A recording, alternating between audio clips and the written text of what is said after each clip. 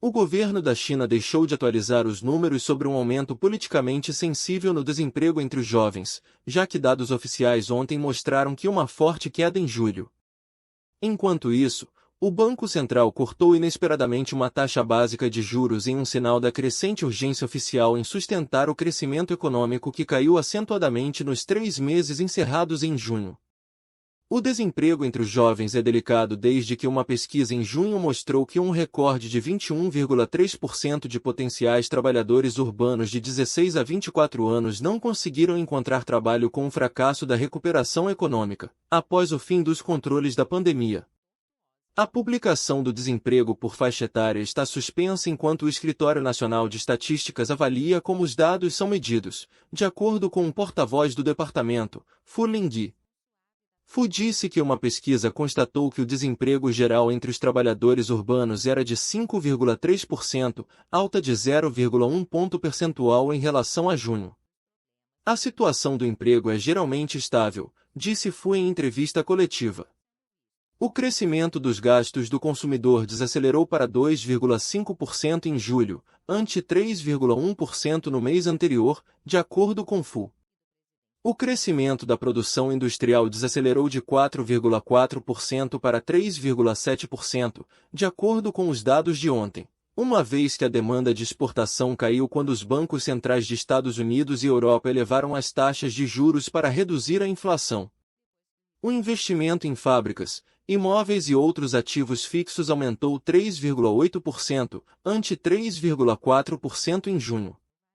A decisão de interromper a divulgação dos números do desemprego entre os jovens logo após atingirem um recorde não inspira confiança, disse a Capital Economics em um relatório. O Banco Popular da China cortou a taxa de juros de empréstimos de uma semana aos bancos de 1,9% para 1,8%. Os cortes de ontem sugerem que a preocupação das autoridades com o estado da macroeconomia está aumentando, disse Robert Carnell, do ING, em um relatório. Mas isso não significa que estão prestes a adotar medidas políticas pouco ortodoxas.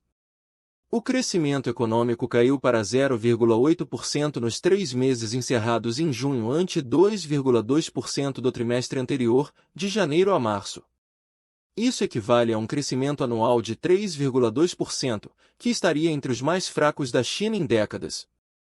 O governo de Xi Jinping está tentando reviver a atividade econômica sem recorrer a um estímulo em larga escala, possivelmente por medo de reacender um aumento nos níveis de dívida que temem ser perigosamente altos. Isso é prejudicado por uma queda no setor imobiliário da China, após controles mais rígidos do governo sobre os níveis de dívida das incorporadoras. Os compradores relutam em se comprometer quando estão preocupados com possíveis perdas de empregos e se a construção dos apartamentos que eles pagam pode ser suspensa. O Partido Comunista está tentando reavivar a confiança dos empresários e consumidores prometendo ajuda, mas ainda não anunciou grandes gastos ou outras mudanças políticas.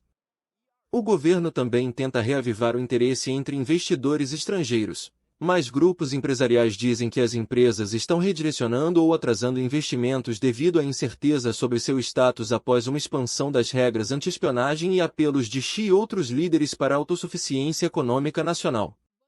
As exportações em julho caíram para uma margem extraordinariamente grande de 14,5% em relação ao ano anterior.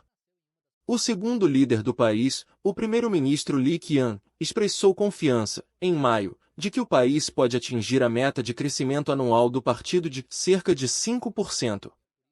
O crescimento na segunda metade do ano precisaria ser nitidamente mais forte do que na primeira metade para conseguir isso.